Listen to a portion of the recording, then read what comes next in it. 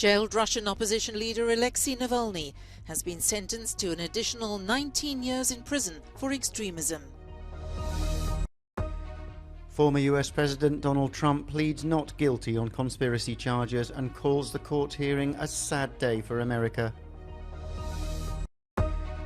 A cry for help. Niger's ousted president calls for the West to intervene following last week's coup. Ukraine's Secret Service says it struck a Russian Navy ship in the Black Sea, marking the first strike on a commercial Russian port since the start of the war. Leaders from Poland and Lithuania meet for urgent talks as fears grow of provocation by Russia and Belarus on NATO's eastern flank.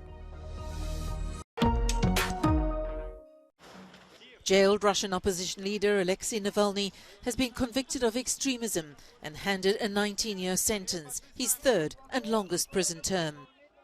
This latest trial relates to the activities of his anti-corruption foundation and statements by his top associates. But all the charges against him are widely seen as a deliberate strategy by the Kremlin to silence its most ardent critic.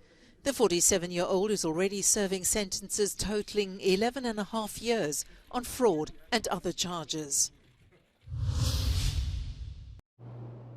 Donald Trump pleaded not guilty on Thursday to orchestrating a conspiracy against US institutions after his defeat in the 2020 election. He appeared at Washington, D.C.'s federal courthouse alongside his lawyer, Todd Blanche. The charge against the former US president is unprecedented. This is a very sad day for America. When you look at what's happening, this is a persecution of a political opponent. This was never supposed to happen in America.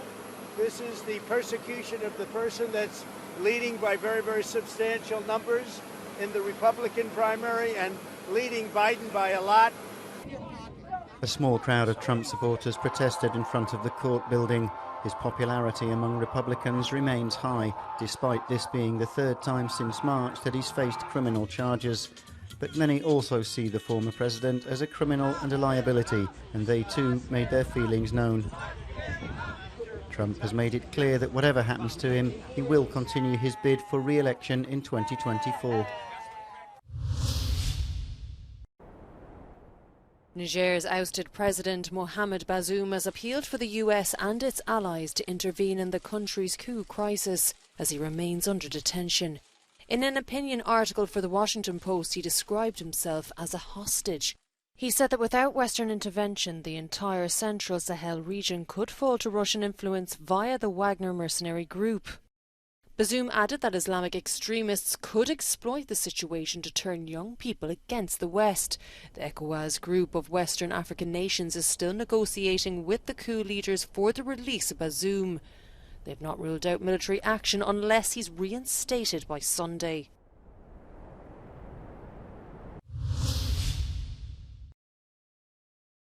The Security Service of Ukraine has released video of what it claims is a sea drone striking a Russian Navy ship in the Black Sea port of Novorossiysk. Kyiv says the drone carried 450 kilos of explosives and claims the amphibious ship with 100 crew members on board was damaged in the attack. On social media channels, unverified footage appeared to show the listing vessel being towed by a tug. Russia's defense ministry acknowledges the port was attacked with drones, but says they were all intercepted. The port is a key hub for Russian exports and hosts a naval base, shipping yards, and an oil terminal.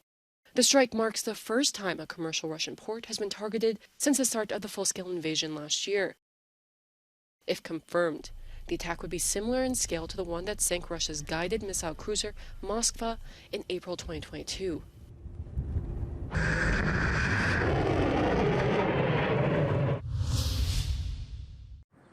Kherson's landmark St. Catherine's Cathedral once again under attack. 8 people were injured after Russian forces bombarded several buildings and an Orthodox church. It has come under fire several times in the past 24 hours.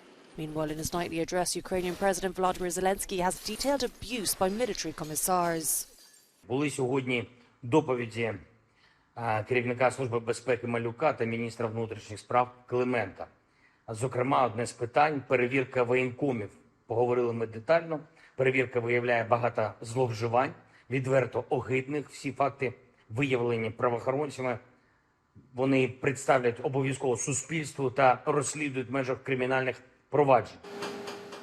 Across the war-battered country, a non-profit organisation is offering free treatment to civilians and military personnel with severe burns and scars from the war. Thanks to private donations, the initiative has treated some 150 people since Moscow's full-scale invasion began. Leaders from Poland and Lithuania met for urgent talks on Thursday in the Suwalki Gap, a strategically sensitive area where the two NATO nations border Belarus and the Russian territory of Kaliningrad. The pair warned of provocations from Moscow and Minsk 2 days after Belarusian helicopters flew briefly into Polish airspace. Rosja i Białoruś zresztą zwiększają napór na granicę, zwiększają liczbę swoich prowokacji, żeby zdestabilizować, żeby zasiać ferment, chaos, niepewność i jednocześnie pokazać słabość wschodniej flanki NATO wszystkim naszym partnerom w NATO. Wagner kovotojai šiandien yra Baltarusijoje. Tai yra visiems akivaizdu. Akivaizdu ir tai, kad Wagner kovotojų skaičius Baltarusijoje nėra baigtinis. Net tuo atveju, jeigu jie nesimtų jokių konkrečių veiksnių, jau vien jų buvimas šitoje vietoje yra saugumo bloginimas ir įtampos didinimas ir todėl turime į tai tinkamai reaguoti. Wagner mercenaries deployed to Belarus as part of a deal supposedly brokered by the country's president Alexander Lukashenko to end the rebellious march on Moscow in June, spearheaded by the group's leader Yevgeny Prigozhin.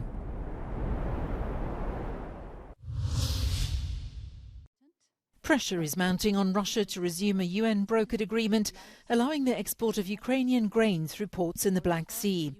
At a UN Security Council meeting on food insecurity on Thursday, US Secretary of State Antony Blinken lashed out at Moscow, accusing it of blackmail. We must address Russia's war of aggression against Ukraine and the resulting assault on the global food system. Since Russia pulled out of the arrangement on July 17th, ignoring the world's appeals, grain prices have risen by more than 8% around the world. Kenya's foreign ministry called Russia's move, and I quote, a stab in the back. What has Russia's response been to the world's distress and outrage? Bombing Ukrainian granaries, mining port entrances, threatening to attack any vessel in the Black Sea, no matter its flag, no matter its cargo. Meanwhile, the European Union head of diplomacy, Josep Borrell, has urged G20 countries to put pressure on Moscow to allow Kyiv to resume grain shipments.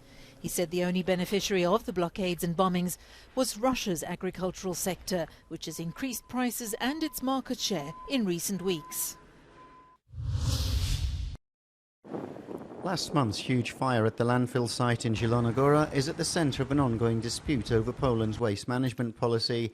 Inadequate storage and treatment, along with illegal waste loads, have become literally a burning problem in the country. Many accuse those in power of negligence.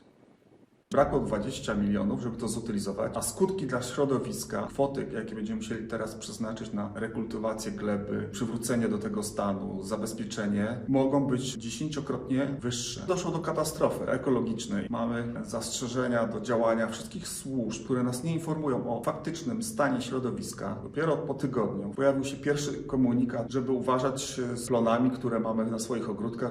It was after the fire that the Polish Ministry of Climate filed a complaint with the European Commission regarding 35,000 tonnes of illegal waste shipments from Germany. It's the first step before applying to the European Court of Justice. Władz Republiki Federalnej Niemiec nie poczuwają się do tego, żeby te odpady odebrać, więc chcieliśmy drogą pozasądową tę sprawę rozwiązać, niestety się nie udało, stąd zgodnie z prawem każde państwo członkowskie Unii Europejskiej ma takie prawo, żeby złożyć skargę do Komisji Europejskiej na inne państwo. To zrobiliśmy. Tutaj Komisja Europejska ma 3 miesiące na analizę i odpowiedź w tej sprawie. Christopher Stolzenberg from the German Ministry for the Environment has commented, saying returning illegal shipments is the responsibility of the federal states. He added, however, that the fact that illegal waste shipments from Germany are taking place is of great concern to them and that the ministry remains committed to improving the prevention of illegal waste shipments in the EU. The case of the landfill in Zielona Góra put the problem of illegal transport and storage of waste in the spotlight. Some observers say it's a bigger problem than people realise. Na terenie kraju znajduje się teraz ponad 400 takich składowisk, z tego około 140 to są miejsca, w których wykryto wyłącznie odpady niebezpieczne. Coraz więcej dziennikarzy podnosi ten temat. Urzędnicy też zmagają się z tym od już dłuższego czasu, więc mam nadzieję, że ta tendencja walki z przestępczością środowiskową, tutaj stricte walką z niebezpiecznymi odpadami, się rozwinie i tych składowisk będzie ujawnianych więcej, ale też więcej będzie utylizowanych. Due to the fires at landfills, the government is considering providing more support to local communities in waste disposal. The officials will certainly feel increased pressure to act now, ahead of the elections. Magdalena Hodownik for Euronews from Zielona Góra. Romanian authorities say British-American influencer Andrew Tate has won an appeal to be released from house arrest, pending his trial for rape and human trafficking. Tate, his brother Tristan and 2 Romanian women were arrested near Bucharest in December. All 4 defendants have been placed under judicial supervision. On Friday, Tate once again proclaimed their innocence. Andrew Tate was previously banned from a number of social media platforms for expressing hate speech and misogynistic comments.